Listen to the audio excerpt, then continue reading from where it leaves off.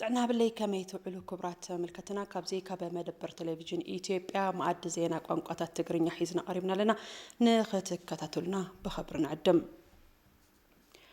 ኣብ ከተማ አዲስ አበባ ንህንፀት ማእኸል ባህሊ ኣምሓራ ዝውዕል 42,200 ሜትሮ ቦታ ርክክብ ተሳሊጡ ማሕበር ልምዓት ኣምሓራ ኣልማ ኣፈጻጽማ ልምስራሕ 2012-13 ዓ.ም ኣብ ፓርክ ሓድነት እንዳሳለጠ እዩ ኣብቲ መድረኽ ሓለፍቲ ስራሕ መንግስቲ ፌደራል ክልላት አዲስ አበባን ኣባላት ኣልማን ተረኺቦም እዮም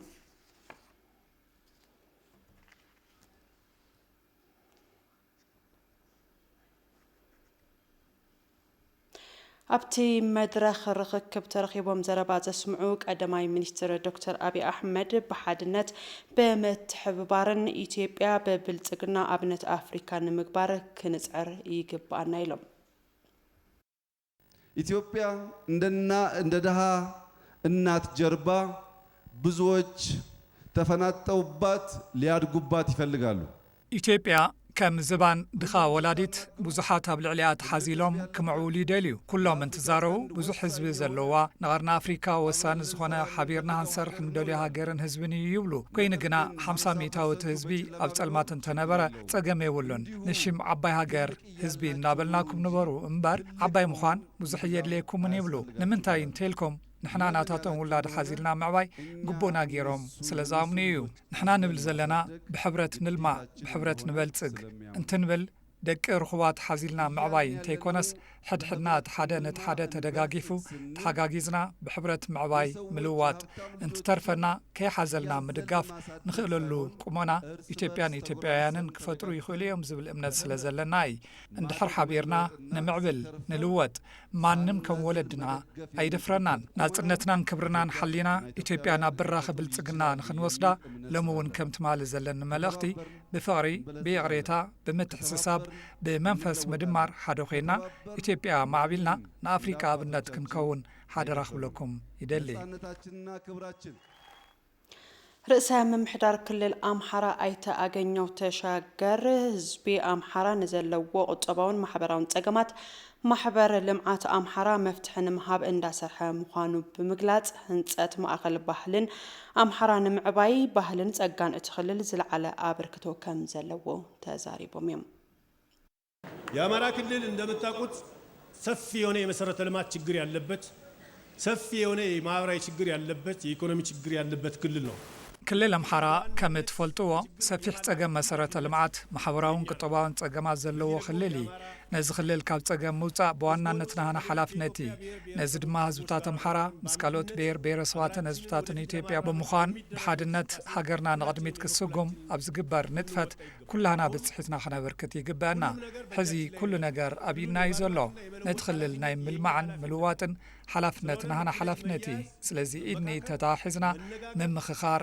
ምዝራብ ምልዛብ ምስ ካልኦት ህዝብታት ሓደ ብምዃን ዕድል እዚ ሃገር ምውሳን ንኽእል ንሕና ኢና ነዚ መደብ ትከታተሉ ዘለኹም ኢትዮጵያውያን ብምልእኹም ኣብ ህንፀት እዚ ማእኸል ባህሊ ክትሕግዙ ንጽውዕ አዲስ አበባ ማእኸል መስሕብ ዑደተኛታት ንምግባር እንዳተሰርሐ ብዘሎ ስራሕ ህንጸት ማእኸል ባህሊ ኣምሓራ ዝለዓለ ግደ ከም ዝህልዎ ዝገለጻ ምክትል ከንቲባ ምምሕዳር ከተማ አዲስ አበባ ወይዘሮ አዳነች አበቤ ምምሕዳር እታ ከተማ ህንጸቱ ክሳብ ዝዛዘም ሓገዝ ክገብር ምዃኑ አብርሄንየን ባህሎቻችን ትውፊቶቻችን ጭምር የቱሪስት መስህብ መሆን ይችላሉ ባህልታትና ጸጋታትና መስሕብ ዑደተኛታት ክኾኑ ይኽእሉ እዮም እዞም ማሕበራት ልምዓት ካብ አዲስ አበባ ዝረኸብናዮም ሃፍቲ ናብ ክልል ሙሳድ ጥራሕ ዘይሆነስ ኣብ አዲስ አበባ እውን ምልማዕ ንደሊ ኢና እንትብሉ አዲስ አበባ ማእኸል ባህሊ መስሕብ ቱሪዝም ባህልታትና ጸጋታትና መግለጺ መንነትና እዮም ካብዚ ሓሊፉ ፍልፍል እቶት እውን እዩ ብመሰረት እዚ ምምሕዳር ከተማና ቦታ ሰናዲኡ እዩ ቦታ መሃብ ጥራሕ ዘይኮነስ ክሳብ ዝዛዘም ሓገዝና ቀጻሊ እዩ ልዕሊ ዝኾነ እዋን ሓድነትና ጠነኺርና ምዕባለና ነረጋግጽ ኣብ መንጎ ህዝብታት ትግራይን ኣምሓራን ዘጋጠመ ፀገም ንምፍታሕ ዓሊሙ መድረኽ ዘተ ተሳሊጡ እቲ ዘተ ኣብ መንጎ ህዝብታት ትግራይን ኣምሓራን ብቐጻልነት ንዝግበሩ ከይታት ህንፀት ሰላም በር ዝኸፍት እዩ ክብሉ ዋና ፈጻሚ ስራሕ ጊዜያዊ ምምሕዳር ክልል ትግራይ ዶክተር አብርሃም በላይ ተዛሪቦም።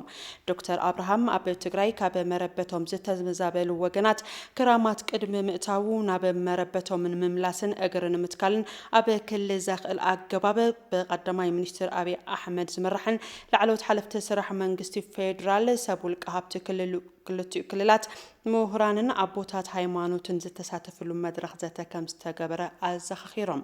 ኣብ መልእኽቶም ድማ መላእ ህዝብታት ሃገርና እዚ ጅማሮ ምዕባለ ሰላምን ርክብ ህዝብን ብንቕሓት ብምክትታልን ብምድጋፍን ንዜጋታት ዘለዎም ደገፍ ንኸርእዩ ብትሕትና እምሕፀን ክብሉ ዶክተር አብርሃም በላይ ፃውዒቶም ኣቕሪቦም ኣለዉ።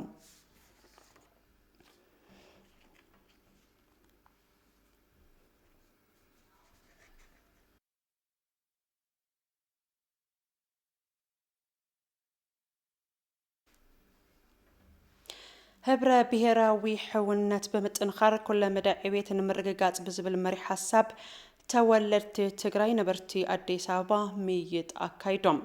ኣብቲ ዝተሳለጠ ምይጥ ኣብ ክፍለ ከተማ ቦሌ ዝነብሩ ተወለድቲ ተጋሩ ዝተሳተፉ እንትኾኑ ህልውን እዋናውን ኩነታት ትግራይ ሓዊሱ ኣብ ጉዳይ ሻድሻይ ሃገራዊ መረፃ ተዛትዮም እዮም። ምክትል ዋና ፈጻሚ ስራሕ ጊዜያዊ ምምሕዳር ክልል ትግራይ ዶክተር ሙሉቀን ሃብቱ ዋና ፈጻሚ ስራሕ ክፍለ ከተማ ቦሌ ኣይተ መኮንን እምባይን ሓዊሱ ላዕለዎት ሓለፍቲ ስራሕ መንግስቲ እቲ ክፍለ ከተማ ኣብቲ ምይጥ ተረኺቦም እዮም። ህብረ ብሄራዊ ሓድነት ብምርጋጽ ንዕቤት ሃገር ኣብ ምስራሕ ዜግነታዊ ግብኦም ከም ዝፍጽሙ ዝሓበሩ እቶም ተወለድቲ ኣብ ክልል ትግራይ ዝረአ ፀገም ሰብኣዊ ሓገዝ ትምህርትን ጥዕናን ክፍታሕ ከም ዝግባእ ሓቢሮም።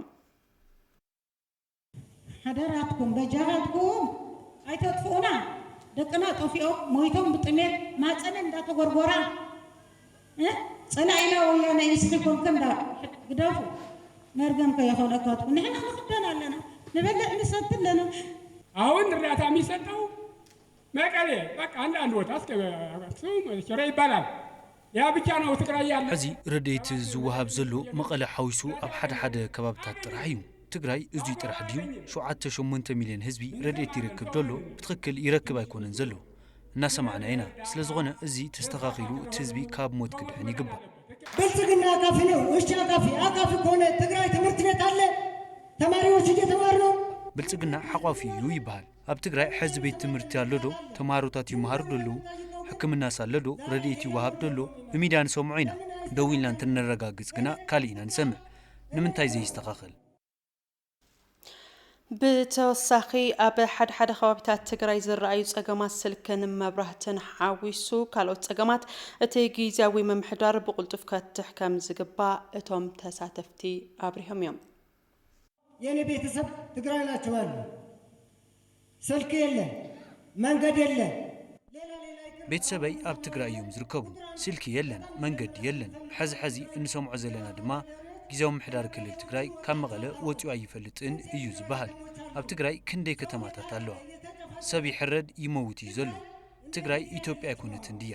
ከአማራ ወንድሞቻችን ተዋልደን በጋራ አብረን የኖርን አብረን ያለን ምስ ህዝቢ ኣምሓራ ተዋሊድና ዝተዛመድና ኣሕዋት ህዝብታት ኢና። ስለዚ ምስኦም ብምልዛብ ተዓፅዩ ዝርከብ መንገዲ ንምንታይ ዘይኽፈት? እኔ ትግራይን አላቃትም ስለ እውነት ማለት ነው። አዲስ አበባ ነው ተወልጄ ያደግኩት። እናትና አባቴ የትግራይ ተወላጆች ናቸው። ኣነ ብሓቂ ትግራይ ብትኽክል ኣይፈልጣን። ተወሊደ ዝዓበኹ ኣብዚ ኣብ ኣዲስ ኣበባ እዩ። ኣቦይን ኣዴን ግና ተወለድቲ ትግራይ እዮም። ሕዚ ኣብ ትግራይ ብዘሎ ፀገም ግና ኣዝየ እየ ዝርበሽ። ንስኻትኩም ግና ሓመድ ትግራይ እናተፃወትኩም ዝዓበኹምን ዝተምሃርኩሙላን ዓዲ እያ። ሕዚ ኣብ ፀገም እያ ትርከብ። እንታይ ጌርኩም? ኣየናይ ፀገም ከፈቲሕኩም? ኣየናይ ሰላም ከ ኣስፊንኩም ኢለ እየ ዝሓተኩም። ከም ፀብጻብ መሳርሕትና ኣባዲ ደመቀ ምክትል ዋና ፈጻሚ ስራሕ ጊዜያዊ ምምሕዳር ክልል ትግራይ ዶክተር ሙሉቀን ሃብቱ እቲ ጊዜያዊ ምምሕዳር እቶም ፀገማት ንምፍታሕ ምስ መንግስቲ ፌደራል ብሓባር ኣብ ምስራሕ ከም ዝርከብ ዝሓበሩ እንትኾኑ እቶም ፀገማት ሙሉእ ንምፍታሕ ግና ኩሉ ትግራዋይ ብሓድነት ክነጥፍ ከም ዝግባእ ኣተሓሳሲቦም እዮም። መጀመሪያ ችግር ለመፍታትም ችግሩን አንደርስታንድ ማድረግ መቻል አለብን። አሁን ችግሩን አንደርስታንድ እያደረግን ነው። በተቻለን አቅም ፍጥነት እየጨመርን አንደርስታንድ እያደረግን ነው። ጸገም ንምፍታሕ እቲ ጸገም ብዝግባእ ምርዳእ ኣድላይ እዩ። ብዝተኻለና መጠን ድማ እቲ ጸገም ኣብ ምርዳእ ኢና ንርከብ። ጊዜያዊ ምሕዳር ክልል ትግራይ ክልተ መሰረታዊ ጉዳያት ብቕልጡፍ ንክገብር ትፅቢት ይግበረሉ እዩ። እቲ ሓደ ዝተመዛበሉ ሓገዝ ረድኤት ክረኽቡ ምግባር እዩ። እዚ ንምግባር ድማ መንግስቲ ፌደራል ዘለዎ ዓቕሚ ኣብ ትግራይ ብምውዓል ኣብ ምስራሕ እዩ ዝርከብ። ንኹሉ ክባፅሕ ኣብ ምግባር ግን ሕፅረታት ኣለዉ እዮም። ካብዚ ብተወሳኺ ድማ ኣብ ደቡብ ትግራይ ትምህርቲ ንክጅመር ጌርና ኢና። እቶት እናተዋህለለ እዩ። ልዕሊ 50 ተንቀሳቐስቲ ጥዕና ጣብያታት ብምኽፋት ኣዴታትን ህፃናትን ክታበት ንክረኽቡ ይግበር ኣሎ። ኮቪድ-19 ተሓዊሱ ማለት እዩ። ዝተፈላለዩ ሰብኣዊ ሓገዛት ኣብ ምግባር ኢና ንርከብ። ካብዚ ብተወሳኺ ኣብ መቐለ ንዝተመዛበሉ መፅለሊ ተሰሪሑ እዩ። እዚ ብዝኸኣልናይ ዓቕሚ እንሰርሖ ዘለና እዩ። ጎና ጎኑ እዚ ኩሎም ጸገማት ንክፍትሑ ኩሉ ትግራዋይ ኣብ ጎኒ መንግስቲ ፌደራልን ጊዜያዊ ምሕዳር ክልልን ጠጠው ብምባል ክሰርሕ ይግባእ። ማሕበር ልምዓት ኦሮሚያ ዝተመስረተሉ መበል 28 ዓመት ኣብ ክፍለ ከተማ ኣራዳ ተኸቢሩ። እቲ ማሕበር ዝተፈላለዩ ስራሕቲ ልምዓት ብምስራሕ ዜጋታት ተጠቀምቲ ክኾኑ ምግባሩ ኣብቲ መድረኽ ተገሊጹ እዩ። ንጸብጻብ ኣቤል ሙልጌታ ይብርሃ ኣባዲ ማሕበር ልምዓት ኦሮሚያ ኣብ ዝሓለፈ 28 ዓመታት ኣብቲ ክልል ዝተፈላለዩ ስራሕቲ ልምዓት እናወገነ ጸኒሑ እዩ። ኣካቢ ቦርድ እቲ ማሕበር ኣይታባድላ ገመዳ እቲ ማሕበር ዝሰርሖ ስራሕቲ ገሊጾም 4000 በላይ የሆኑ ፕሮጀክቶችን ሰርቶ ልዕሊ 4000 ዝኣኽሉ ፕሮጀክትታት ሰሪሑ ህዝቢ ተጠቃሚ ገይሩ እዩ። ሎሞውን ልዕሊ ኩሉ ንወለዶ ዝሰርፍ ኣብያተ ትምህርቲ ከፊቱ ብሉፃት ተምሃሮ ንምውፃእ ሰፊሕ ምንቅስቓስ እናገበረ እዩ ዝርከብ። ንዕቤትን ሓድነትን ሃገርን ጠመተ ሂቡ እናሰርሐ እዩ እውን ኢሎም ከሁሉ በላይ እነዚህ ልዕሊ ኩሉ እዞም ብሃይማኖት ዓሌት ቋንቋ እናኸፋፈሉ ክሕምሱና ዝደልዩ ሓይልታት ዓርስና ብምሕላው ሓድነትና ብምጥንኻር ሰላምና ብምሕላው ዓብዪ ሃገር ሃኒፅና ክንጓዓዝ ኣለና። ኣብቲ ምድላው ዝተረኸባ ምክትል ከንቲባ አዲስ አበባ አዳነች አቤቤ ማሕበራት ልምዓት መንግስቲ ዘይበፅሐሎም ከባብታት ብምልማዕ ዓብዪ ግደ ኣለዎም ኢለን መንግስት ሁሉን የልማት ክፍተቶች ሊዘጋ አይችልም። መንግስቲ ኩሎም ክፍተታት ልምዓት ክዓብሰ ይኽእልን ዝተፈላለዩ ክፍተታት ልምዓት ክስርሑ ዝኽእሉ ብምውዳድ ህዝቢ እውን እዩ። እዞም ማሕበራት ልምዓት ኣብ ከተማና ዝተፈላለዩ ሃፍቲ እናኣከቡ ኣብ ከባቢ ልምዓት እንትውዕሉ እዮም ዝረኣዩ።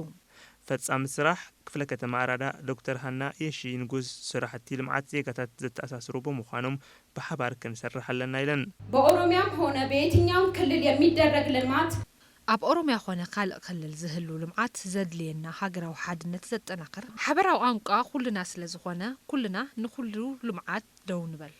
ክፍለ ከተማ ኣራዳ ማሕበር ልምዓት ኦሮሚያ ዝተመስረተሉ መበል 28 ዓመት ምክንያት ብምግባር ኣብ ዘዳለወ ኮንፈረንስ ልዑል ግደ ንዝነበሮም ኣካላት ስነ ስርዓት ኣፍልጦ ኣካይዱ። ኢትዮጵያ ኣብ ዓለም ለኻዊ ኮንፈረንስ ድሮን 2021 ዓመተ ፈረንጂ ብኽብረት ኣንጊዳ እናተሳተፈት ከም ዘላ ተገሊጹ። ሓምሻይ ዓለም ለኸ ኮንፈረንስ ሰብ ኣልቦ ነፈርቲ ለምዘበን ኣብ ሽንጂን ቻይና ይሳለጥ ኣሎ። ኢትዮጵያ ስዊዘርላንድን ፓኪስታንን ብኽብረት ዝተዓደመ ሃገራት ምዃነን እውን ተገሊጹ። ኣብ ጓንጁ ቻይና ቆንስላ ኢትዮጵያ ጀነራል ኣምባሳደር እውነቱ ብላታ ሰብ ኣልቦ ነፈርቲ ኣብ ምዝማን ቴክኖሎጂ ዘፈር ሕርሻ ኢትዮጵያ ልዑል ዓቕሚ እናፈጠረ ኢሎም እቲ ቴክኖሎጂ ኣብ አቪዬሽን ጥዕና ሓለዋ ከባቢ ሕርሻ ሓምለዋይ ልምዓት ኣብ ምምሕዳር መሬትን ዘፈር ማዕድንን ዘለዎ ግደ ልዑል ምዃኑን ትካላት ቻይናን ኢትዮጵያን ንምትእስሳር እውን ርኡይ ግደ ከም ዘለዎን ኣብሪሃም እዮም። ሚኒስትር ዴኤታ ኢኖቬሽንን ቴክኖሎጂን ዶክተር ኣሕመዲን መሐመድ ብግዲኦም ኣብ ሃገር በቆል ምምሕያሽ ቁጠባ እቲ ቴክኖሎጂ ዕዙዝ ግደ ከም ዘለዎ ተዛሪቦም ኢትዮጵያ ነቲ ዘፈር ንምዕባይን ዕብየት ዲጂታል ቁጠባን ምቅልጣፍን ሕጊ ድሮን ከተውፅእ ምኽኣላ ጀመርቲ ትካላት ኣብቲ ዓውዲ ንክሳተፉ ዓብዪ ባይታ ተፈጢሩሎ ኢሎም። ኣብቲ ኮንፈረንስ ካብ ልዕሊ 100 ሃገራት ዝተውፃፅኡ ሰብ ሞያ ቴክኖሎጂ ኢንዱስትሪ ምሁራንን ኣብቲ ዓውዲ ዝርከቡ ሰብ ሞያን እናተሳተፉ ከም ዝርከቡ ተፈሊጡ ኣሎ። ኣብቲ ኮንፈረንስ ልዕሊ 200 ሓደሽቲ ምህዞታት ድሮን ከም ዝቐረቡ ተፈሊጡ።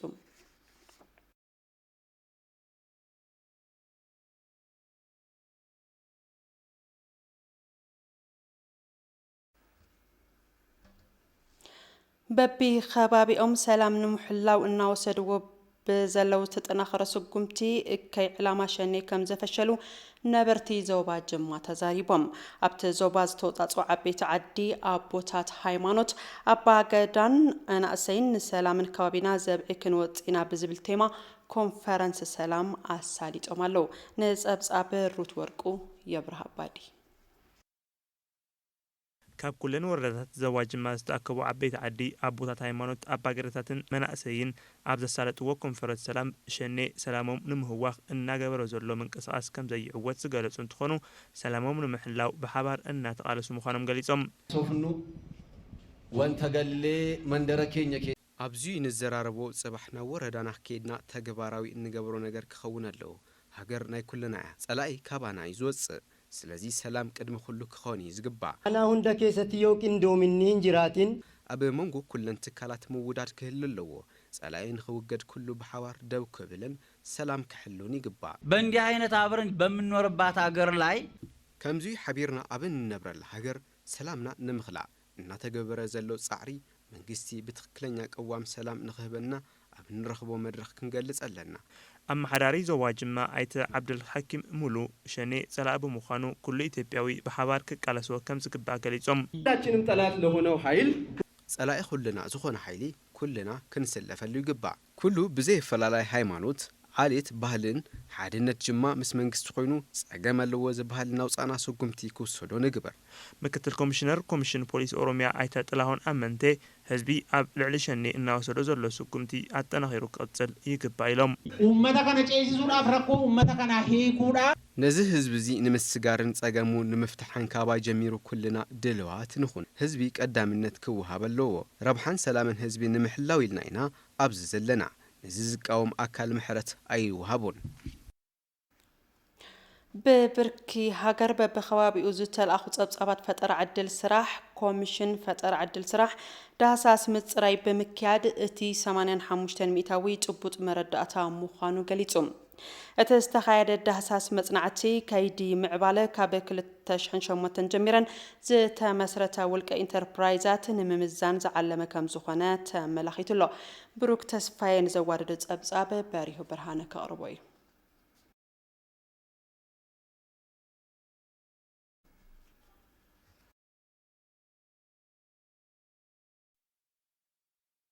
ኮሚሽን ፈጠራ ዕድል ፌደራል ምስ ሚኒስቴር ሕርሻን ምስ ኤጀንሲ ዕድል ስራሕን ውሕስና ምግብን ከተማታት ብምትሕብባር እናካየዶ ዝጸንሐ ዳህሳስ መጽናዕቲ ምጽራይ መረዳእታ ኣብ ከተማ ሐዋሳ ኣብ ዘሰናድኦ መድረኽ ዕላዊ ገይርዎሎ እቲ ዳህሳስ መጽናዕቲ ካብ 2008 ክሳብ 2012 ዓመተ ምህረት ዝተጣየሻ ብውልቀ ዝውነና ኢንተርፕራይዛት ዘለወን ምጣነ ቀጻላይነትን ምፍራስን ንምግምጋምን كم ودما كم زتفتروا صبصاب زقربلهم زتفلاليو عدلات سرح نمرغغاصن زتخايد ايون تباهل الله وصيت اتستخايد دهساس مصنعتي اب كوميشن فترة عدل سرح فيدرال دايركتور ممعبال زتوادد تنتنا مرداتا بزخون بايت يوسف سرصه قريبي نبار انتربرايزوች የመኖር ምጣኔ ስንመለከት በገጠር 75% የሚሆኑ ኢንተርፕራይዞች ናይ ነባር ኢንተርፕራይዛት ምጣነ ጻንሒትን ትንርኢ ኣብ ገጠር 75 ሚእታዊ ኢንተርፕራይዛት ምጣነ ቀጻናይነት ኣለወን እዚ ማለት 25 ሚእታዊ ገጠር ጸንሐ ነባራት ኢንተርፕራይዛት ብዝተፈላለየ መበገሲ ከም ዝተፋ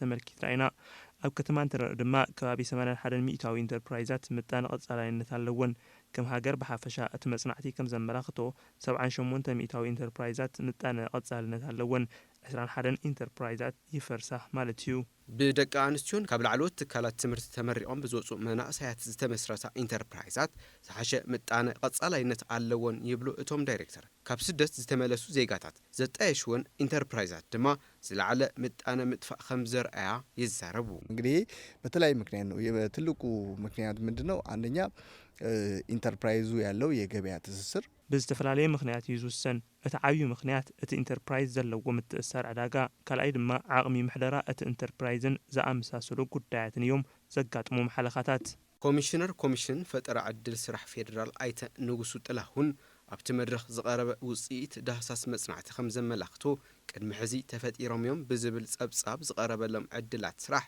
እቲ 85 ሚእታዊ ጭቡጥ መረዳእታ ኮይኑ ከም ዝተረኸበ እዮም ዘረድኡ ለምሳሌ ይሄ ጥናት ይዞት የመጣው በየጊዜው መንገመግመውን የሴቶችና የወንዶች ምጣኔ አለመጣጣምን ንኣብነት በበዋኑ ነልዕሎ ዘይምምጥጣን ደቂ ኣንስትዮን ደቂ ተባዕትዮን ሒዙ ቀሪቡ ኣሎ እዚ መጽናዕቲ እዚ ገና ካብ ምዝገባን ምልመላን ጀሚሩ ንደቂ ተባዕትዮ ዝሓሸ ዕድል ከም ዝህብን ምዝገባ ደቂ ኣንስትዮ ዝነኣሰ ምዃኑን እዩ ዘመላኽት ኣብ ምዝገባ 39 ሚእታዊ እየን ደቂ ኣንስትዮ 61 ሚእታዊ ዝኾኑ ድማ ደቂ ተባዕትዮ እዮም ብሓፈሻ እንትጠቓለል ኣብ ጸብጻብ ዝለኣኽ ዝነበረ ብጭቡጥ እንተረአ እቲ መረዳእታ ደረጃ ጽፈቱ 85 ሚእታዊ ዝበጽሕ እዩ ውልቀ ኢንተርፕራይዛት ንግዲ ንምጥንኻር ዝካየዱ መደባት መንግስቲ ሕዚ እውን ትኹረት ተዋሂብዎም ከም ዝቕጽሉ ኣብቲ መድረኽ ተገሊጹ እዩ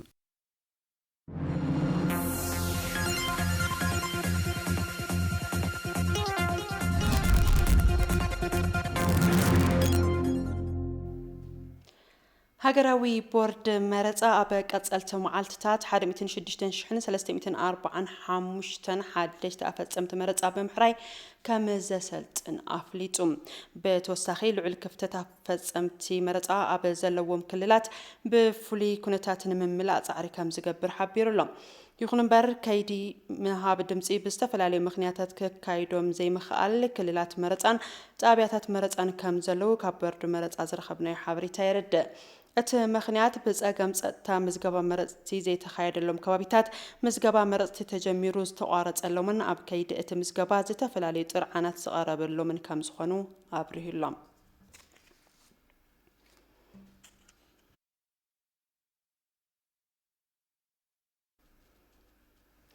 ህዝበ ውሳነ ህዝብታት ደቡብ ምዕራብ ኢትዮጵያ ተኣማኒ ናጻ ዴሞክራሲያዊ ሰላማዊ ንክኸውን ናይቲ ህዝበ ውሳነ ኣተሓባበርቲ ፕሮጀክት ቤት ጽሕፈት ሓላፍነት እዩ ተባሂሉ ነቲ ቤት ጽሕፈት ኣተሓባበርትን ሰብ ሞያን ኣብ ከተማ ኣዳማ ስልጠና እንዳተዋሃበ ይርከብ ኣብቲ መድረኽ ስልጠና ዝተረኸቡ ኣፈ ጉባኤ ቤት ምክሪ ፌደሬሽን ኣይተ ኣዳም ፈራሕ ካብ መንጎ ዓወታት ለውጢ ኣብ ክልል ደቡብ ዝርከቡ ህዝብታት ዞባታት ዳውሮ ከፋ ቤንች ሸኮ ሸካ ምዕራብ ኦሞን ፍሉይ ወረዳ ኮንታን ብሓባር ብምዃን ክልል ንምምስራት ንክፍቀደሎም ዘቕረቡ ሕቶ ብቤት ምክሪ ፌደሬሽን ተቐባልነት ምርካቡን ህዝበ ውሳነ ንኽረጋገጽ ምውሳንን እዩ መዋሎም ካብቲ ቤት ጽሕፈት ዝረኸብናዮ ሓበሬታ ኣረድዩ ብተወሳኺ ህዝበ ውሳነ ህዝብታት ደቡብ ምዕራብ ኢትዮጵያ ተኣማንን ናጻን ንክኸውን ናይቲ ህዝበ ውሳነ ኣተሓባበርቲ ሓላፍነት እዩ ኢሎም ኣለዉ